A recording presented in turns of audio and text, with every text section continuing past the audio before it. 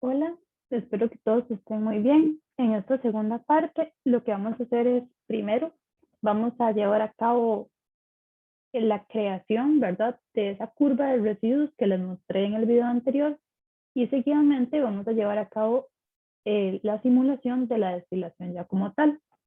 Entonces, como siempre empezamos, el primer paso es ver nuestro ejercicio y ver cuáles son las unidades que predominan en el sistema para así poder definirlas. En esta simulación lo que nosotros vamos a realizar es básicamente una columna de destilación en la cual tenemos una alimentación que está compuesta por un 18% de benceno, un 18% de ciclohexano y un 64% de acetona. Esa columna de destilación está funcionando a 1.01 bar y lo que nosotros deseamos es recuperar el 99% del benceno. Entonces, ¿qué es lo que nosotros vamos a hacer? Básicamente, bueno, y la cantidad que se está alimentando son 1000 kilogramos por hora. Entonces, después de uno ver las unidades, ¿verdad?, de este ejercicio, sabemos que el sistema como un SI nos va a funcionar. Entonces, vamos a ir a formato, unidades, ¿verdad? Y vamos a seleccionar la opción del común SI y vamos a decirle que OK. Ahora, el siguiente paso, recordemos que siempre es verificar o más bien realizar o cargar, ¿verdad?, los componentes. Entonces, ¿qué es lo que vamos a tener que hacer? Vamos a ir a la parte de termofísica, seleccionar componentes y vamos a cargar cada uno de esos componentes que nosotros necesitamos. Entonces, como les mencioné, lo que vamos a necesitar es el benceno.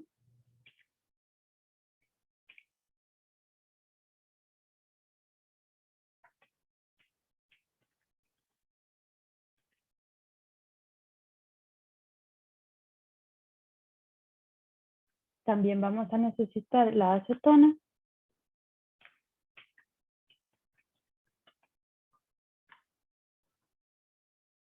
Y vamos a necesitar el ciclohexano.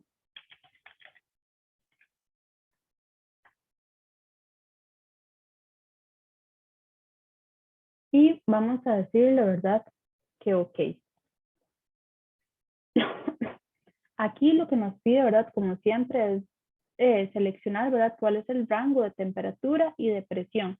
Si recordamos de la curva de residuos que vimos anteriormente, ¿verdad?, en el video pasado, recordamos que todas esas temperaturas en realidad están oscilando como entre los 50 y los 80 grados a lo sumo.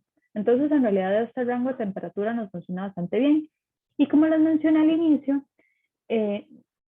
nuestra columna de destilación funciona a una presión de 1.01 bar. Entonces, en realidad esto acá está dentro del rango, ¿verdad?, que lo necesitamos. Si quieren como ser más específicos, lo dejamos así. Y vamos a decir OK. Entonces, ahora, ¿qué es lo que está pasando, verdad? Ese asistente, debido, ¿verdad?, a las especificaciones de presión y de temperatura que nosotros especificamos, el asistente termodinámica lo que nos está sugiriendo es utilizar, ¿verdad?, es lo que KenCat está recomendando, el modelo de K del NRTL, y para el modelo de entalpía lo que está sugiriendo es el LATE, que es lo que significa calor latente. Entonces, esta selección es una preselección, ¿verdad?, que realiza el programa. Ustedes pueden verificarla o pueden cambiar, ¿verdad?, la decisión.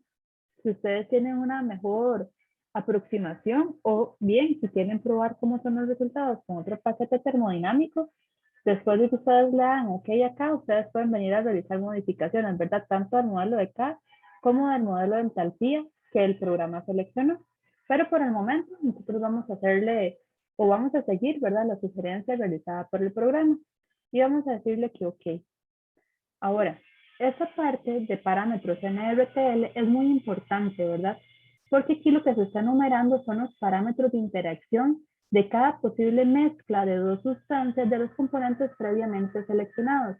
Es decir, acá lo que se está estableciendo son las interacciones posibles que pueden haber en nuestra mezcla entre cada uno de los componentes por la cual está formado. Es decir, aquí lo que nos está diciendo es, puede existir una interacción entre el benceno y el ciclohexano, entre la acetona y el ciclohexano. Pero si nosotros nos damos cuenta y recordamos, nosotros teníamos 3 componentes, benceno, acetona y ciclohexano. Entonces nos estamos dando cuenta de que faltan los datos para la combinación acetona-benceno. Entonces, nosotros no podemos continuar la resolución así, tenemos que agregar esos datos, porque de lo contrario, lo que el software va a suponer es que el coeficiente de actividad entre esas dos sustancias es 1. Es decir, estaría siguiendo un cálculo ideal de ese par de sustancias respectivos. Entonces, para agregar esa otra combinación que está faltante acá, lo que tenemos que hacer es venirnos para acá y decirle que, que llene la matriz, ¿verdad? Con Unifac VLE, que ese es el de equilibrio líquido-vapor, y decirle Go. Así nos vamos a dar cuenta cómo ese par faltante o esa combinación faltante ya nos está apareciendo acá, ¿verdad? Como benceno y acetona. Y vamos a decirle que OK. Ahora bien, como ustedes pudieron ver en esa sección, nosotros teníamos 3 posibles opciones para selección, ¿verdad? Estaba el de Unifac VLE, que fue el que seleccionamos, que es el de equilibrio líquido-vapor. Estaba el de Unifac LLE. El de LLE, ustedes deben de seleccionarlo, por ejemplo, en el caso de que sus sustancias tengan una brecha de miscibilidad. Y también había otra tercera opción que era el de Unifac modificado. Ustedes deben de seleccionar ese de Unifac modificado en el caso en el que tengan altas presiones y altas temperaturas. Entonces, como les había mencionado, antes de realizar la simulación, o siempre, ¿verdad? Que ustedes vayan a realizar una simulación que involucre columnas de destilación, ustedes deben de examinar con detalle el comportamiento de la mezcla para determinar, ¿verdad?, posibles limitaciones que hayan de rectificación, por ejemplo, azeótropos, brechas de miscibilidad, limitaciones de destilación. Entonces, ¿cómo vamos a nosotros poder determinar eso? A través de la curva de residuos, porque la curva de residuos, recuerde que lo que hacen es que nos proporciona información sobre los azeótropos que hay presentes y sobre sus puntos de ebullición. Además, también nos da información acerca de los puntos de ebullición de los componentes puros. Entonces, si nos pasamos a la parte principal, podemos venir a la sección de plot y venimos a la parte de curvas de residuos. Y aquí nos dice cuál es el especifique, ¿verdad? Cada uno de los componentes. Entonces vamos a poner benceno, acetona y ciclohexano. Y aquí lo que tenemos que especificar es la presión. Esa presión que ustedes van a especificar en esta sección de acá es la presión a la cual ustedes van a poner en funcionamiento su torre de destilación, ¿verdad? Para que sean consistentes en cuanto a la curva de residuos que ustedes están construyendo y el diagrama, ¿verdad? O la simulación que ustedes están realizando. Y vamos a decirle que OK. Entonces vamos a irnos dando cuenta cómo acá, ¿verdad? Va cambiando los valores hasta que llegamos a obtener esa curva de residuos. Entonces, ¿qué nos dice esa curva de residuos? Recordemos, ¿verdad? Que cada uno de los lados del triángulo corresponde al porcentaje molar de cada uno de los componentes, en este caso, ¿verdad? De nuestra mezcla, que sería ternaria. Y aquí también nos da información acerca de los azeótropos que se nos forman. En este caso solo se nos están formando azeótropos binarios. Nos dice cuál es la composición de ese azeótropo y la temperatura a la cual ocurre. Y también nos dice por acá cuál es la temperatura de ebullición, ¿verdad? A la cual, o característica que posee cada una de las sustancias a la presión que nosotros estamos especificando. Entonces, a través de este gráfico y sin irnos, ¿verdad?, hacer la simulación, podemos darnos cuenta de que existe una limitación en nuestro sistema de destilación debido a estos azeótropos binarios que se están formando y que no se pueden superar durante una rectificación. Entonces, básicamente lo que podemos nosotros darnos cuenta es que se nos están generando al menos 2 regiones de destilación en las que se pueden obtener diferentes composiciones dependiendo de la composición de alimentación. Es decir, dependiendo de cuál sea la composición de entrada de nuestra mezcla, así nosotros vamos a poder pretender recuperar uno u otro componente. Por ejemplo, Si recordamos que nuestra alimentación estaba compuesta por un 64% de acetona, es decir, ese punto está entre estas dos corrientes, bueno, entre estas dos líneas de acá, y un 18%, por ejemplo, de benceno, es decir, eso está como 10, aquí 20, o sea, está como por aquí. Vemos que queda en esta región. Entonces, ¿qué es lo que pasa con eso? Podemos estar esperando, por ejemplo, recuperar benceno bastante puro, pero hacia el otro lado vemos que lo que vamos a poder llegar a recuperar es un azeótropo, específicamente el azeótropo formado por la acetona ciclohexano. Ahora, antes de incluso hacer la simulación, ya ustedes pueden saber desde esta curva de residuos cuál es el componente que ustedes van a ir a recuperar por los fondos y cuál es el componente que ustedes van a recuperar por el tope de la torre. ¿Cómo ustedes saben eso? Recuerden que ustedes saben eso a través del punto de ebullición de cada una de las sustancias. Por ejemplo, si ustedes ya saben que van a poder recuperar benceno bastante puro, vienen y se fijan cuál es la temperatura de ebullición del benceno a esa presión, ¿verdad? De funcionamiento. Y sabemos que es de 80,09. Ahora, el azeótropo está funcionando, o la temperatura, ¿verdad?, de ebullición del azeótropo es de 53,85. Es decir, la temperatura de ebullición del azeótropo es menor que la temperatura de ebullición del benceno. Entonces, ya eso ustedes tienen que decirles inmediatamente, yo voy a lograr recuperar el benceno por los fondos y el azeótropo por los destilados. ¿Por qué es importante que ustedes sepan eso antes de entrar a la simulación como tal de la columna de destilación? Porque como parte de los parámetros que ustedes van a tener que definir a la columna de destilación, por ejemplo, es cuánto ustedes desean recuperar. Entonces, si ya ustedes saben cuánto ustedes desean recuperar de benceno, ¿verdad? Que ese es el caso, porque el problema decía que lo que se desea es realizar una recuperación del 99% de benceno, y ustedes saben que ese 99% de benceno lo van a estar recuperando por la parte inferior de la columna, ¿verdad? Entonces, es así como nos damos cuenta que con las curvas de residuos es posible estimar de antemano posibles componentes en la parte superior e inferior y poder seleccionar así entonces parámetros en la columna que sean convenientes, o más bien no que sean convenientes, sino que sean coherentes con lo que se puede llevar a cabo. Entonces, ya sabemos esto, y entonces nos vamos a pasar ya al entorno de simulación, ¿verdad? Básicamente, podemos darnos cuenta, cuando ustedes abran el programa, por lo general va a estar aquí como en todas las unidades, pero las columnas de destilación están en esta sección de equipos de separación, ¿verdad? Y podemos darnos cuenta que hay dos tipos, está como la del método corto y la del método largo, como ya les he venido insistiendo, ¿verdad? O el riguroso. Deben de usar el método riguroso si en su sistema se forma un azeótropo. Entonces, muchas veces se van a dar cuenta que cuando ustedes utilicen este método como parte del método, ¿verdad? Para el cálculo, indica que uno debe de especificar cuántos platos va a necesitar o por cuántos platos va a estar compuesta la columna. Puede que ustedes no lo sepan. Entonces, ¿qué es lo que pueden hacer para darse una aproximación? Venir primero, realizar la simulación con un método corto, que este método no les va a solicitar cuántos platos tiene la columna, sino que más bien va a ser un dato que les va a suministrar, y utilizarlo como primer dato de entrada para el método riguroso. Entonces vamos a añadir la columna de destilación, la alimentación, el producto de destilación, bueno, el producto de los destilados y el producto de los fondos. Entonces, básicamente, vamos a llevar a cabo la conexión, ¿verdad?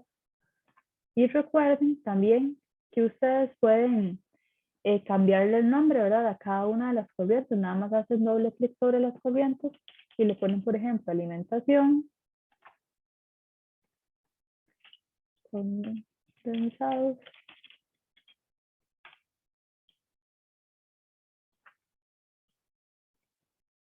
fondos. Bueno, aquí mejor lo voy a poner como destilados.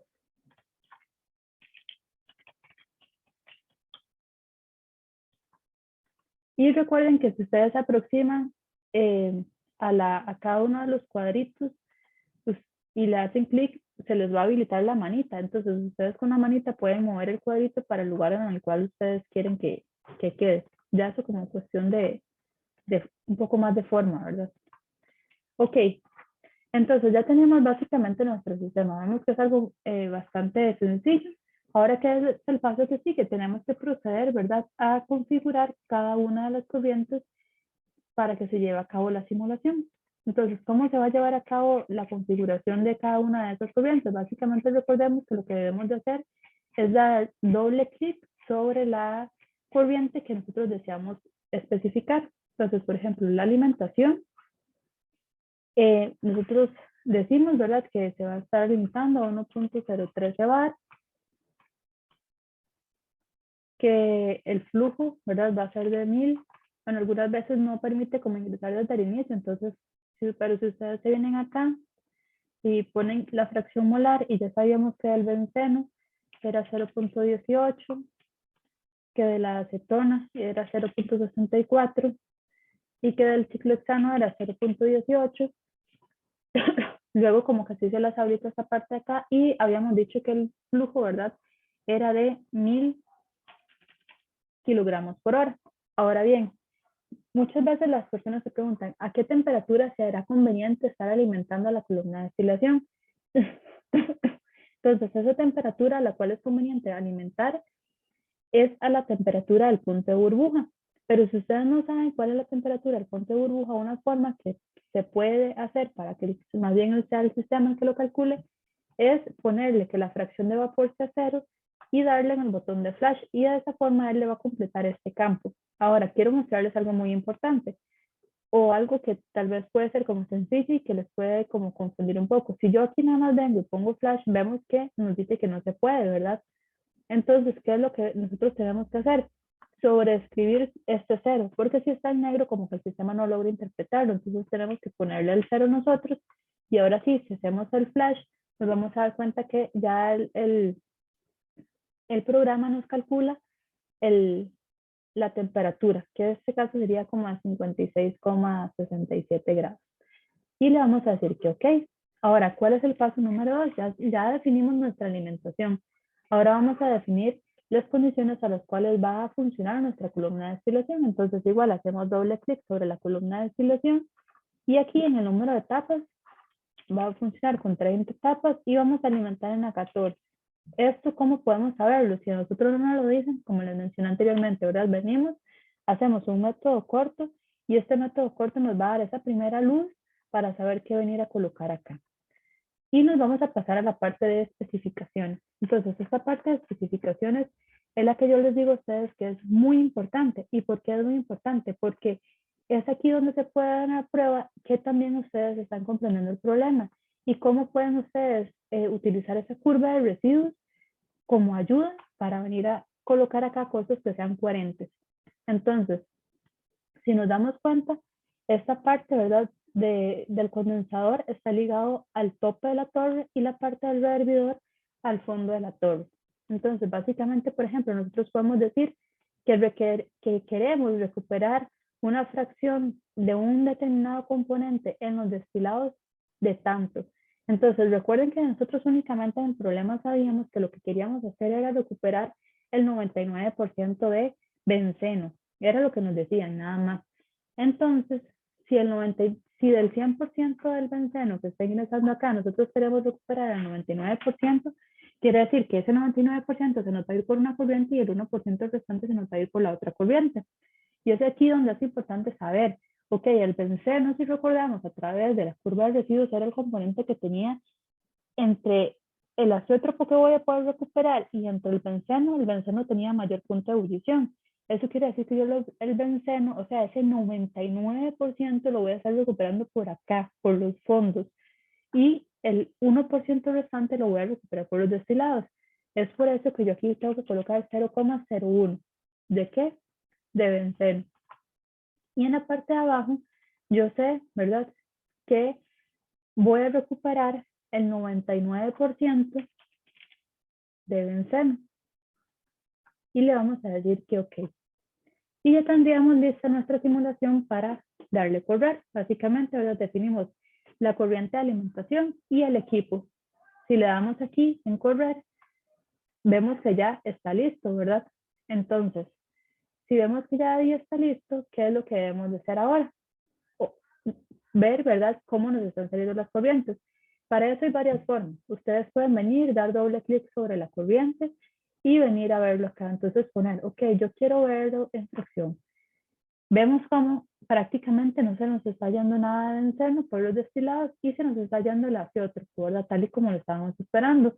Y que por los fondos, si lo pasamos igual aquí a fracción molar, se nos está yendo el 99% de benceno que nosotros queríamos y prácticamente nada del azeótropo. Es decir, estamos casi que recuperando el benceno puro. Vamos a decirle que, ok, otra forma que ustedes tienen es acercarse a la corriente y se les va a mostrar, ¿verdad?, algunas de las características que posee. Otra forma que hay es venirse a formato. En formato, si ustedes aquí vienen a esta pestaña, ustedes pueden añadir todas las corrientes y ustedes pueden seleccionar qué desean ustedes ver de cada una de las corrientes. Entonces, por ejemplo, acá en composición, yo quiero ver la fracción molar, también quiero ver el porcentaje molar, y así si ustedes abren cada una de esas, ustedes pueden ir seleccionando qué desean ver y le van a decir que ok. Y entonces así ustedes pueden ver lo que se les está formando para cada una los valores, ¿verdad?, asociados a cada una de las variables que ustedes seleccionaron para cada una de las corrientes.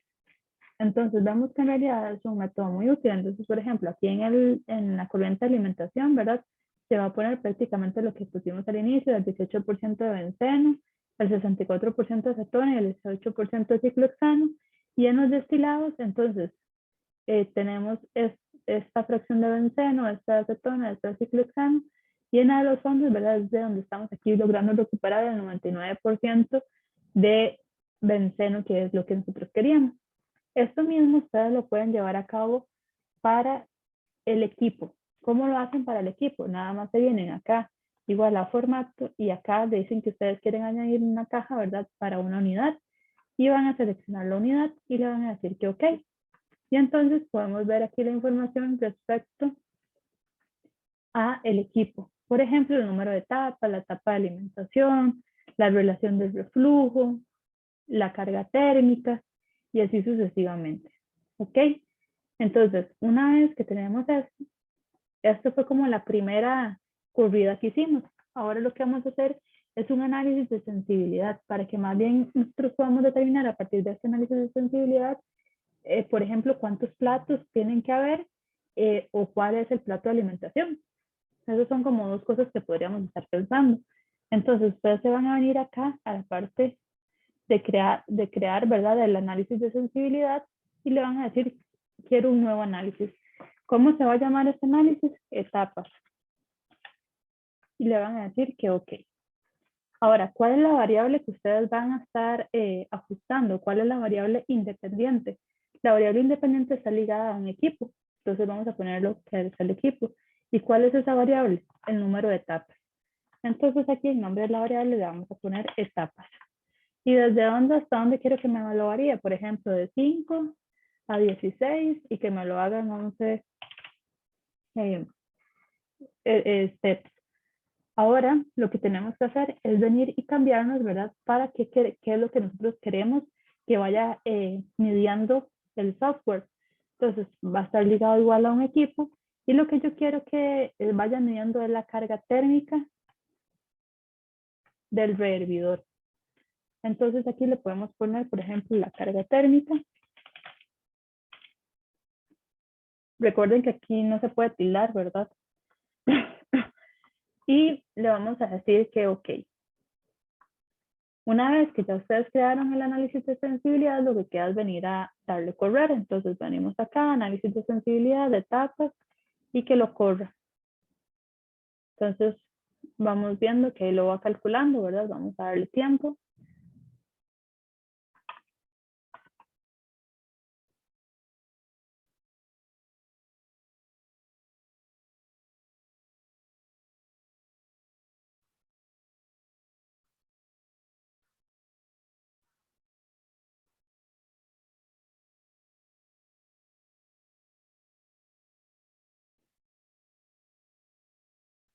Y, ¿verdad? Siempre nos va a preguntar que si queremos regresar los valores al estado original y le vamos a decir que sí. Ahora, para ver esos resultados, venimos aquí a correr, análisis de sensibilidad, etapas y le decimos que no lo grafique. Entonces, lo que queremos que grafique son las etapas en función de la carga térmica y le vamos a decir que ok. Entonces, si nos venimos para el gráfico, podemos darnos cuenta cómo la carga térmica, ¿verdad? Va disminuyendo conforme el número de etapas va aumentando. Entonces, vemos que aquí llegamos como hasta la etapa 15, ¿verdad? En realidad, sí, como hasta la 15, y ya luego como que el sistema se estabiliza. Pero lo que podemos ver es que a pocas etapas, ¿verdad? Esa carga térmica es más alta, o específicamente, ¿verdad? Si lo hiciéramos con solamente 5 etapas, es bastante más alta que si nosotros utilizamos 14 etapas, o si nosotros utilizamos 13, 12, no, acá serían 13 etapas. ¿Ok? Y ahora podemos hacer otro análisis de sensibilidad. ¿Cuál sería otro análisis de sensibilidad que podríamos estarle realizando a este sistema? ¿En qué plato deberíamos nosotros estar alimentando? En función de la relación de reflujo. Entonces, ¿cómo vamos a hacer eso? Vamos a venirnos igual, ¿verdad? A la parte de correr, análisis de sensibilidad, y le vamos a decir que vamos a crear un nuevo análisis. Entonces, ¿cómo le vamos a llamar a ese nuevo análisis? Le podemos llamar etapa de alimentación.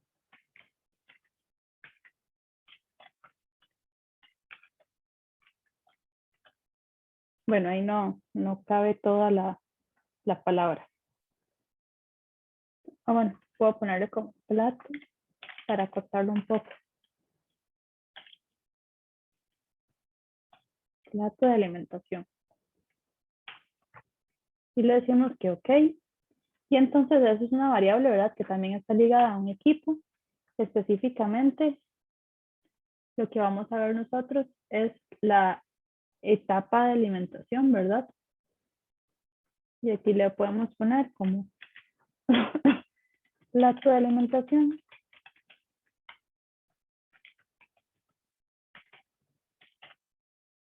No tiene unidades, ¿verdad? Y le podemos decir que nos varíe el plato de alimentación, por ejemplo, de 4 a 20 y que nos haga 16 steps. Ahora, ya tenemos los datos, ¿verdad? Necesarios para la variable independiente. Ahora nos vamos a pasar a la variable dependiente. Entonces, igual está ligada a un equipo y lo que vamos a hacer nosotros es determinar que nos esté calculando la relación de reflujo. Esa es la número 57. Acá está. Y entonces, en el nombre de la variable la vamos a poner como relación de reflujo.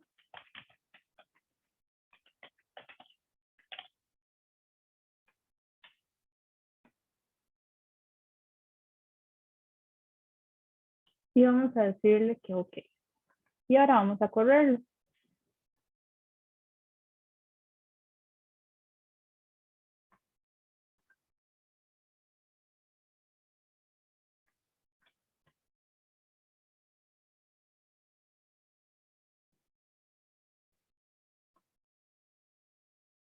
Y le decimos que lo regrese al estado original y ahora vamos a ir a ver los resultados. Entonces igual venimos aquí a correrlo, análisis de sensibilidad, plato de alimentación y que nos grafique los resultados. Tenemos el plato de alimentación con respecto a la relación de reflujo, le decimos que ok. Y vamos a ver que nos sale un gráfico como este. Entonces, aquí lo que nosotros podemos ver es que la relación de reflujo disminuye bastante, encontrándose un mínimo específicamente si nosotros estamos alimentando en el plato número 12. Entonces, eso significa que es el plato en el cual nosotros deberíamos de alimentar nuestra columna de destilación. ¿Por qué? Porque si nosotros estamos utilizando ese plato para alimentar, ese es el plato que nos va a proporcionar un menor consumo de energía en la columna. Esa es la importancia. Ahora bien, vean que en este caso yo no cambié las especificaciones de la columna con respecto al primer análisis de sensibilidad que realicé, ¿verdad? En este primer análisis de sensibilidad yo pude haber dicho, ok, yo primero voy a modificar la columna, le voy a decir que ya no tenga 30 platos, sino que tenga menos platos, Y posteriormente vengo y hago el segundo análisis de sensibilidad para determinar con respecto al nuevo tamaño de la columna cuál debería ser ese paso de alimentación. Es decir, aquí se los hice como dos ejemplos independientes de cosas que se pueden eh, optimizar, pero ustedes pueden irlas haciendo como en conjunto, ¿verdad? Seguidas. Es decir, obtienen un óptimo, lo modifican y luego van y obtienen un óptimo en otro parámetro. Y esa sería la simulación que estaba preparada, ¿verdad? Para que ustedes aprendieran a utilizar columnas de destilación. Espero que les haya gustado la clase y que, bueno, que la hayan aprovechado y que tengan un lindo día. Hasta luego.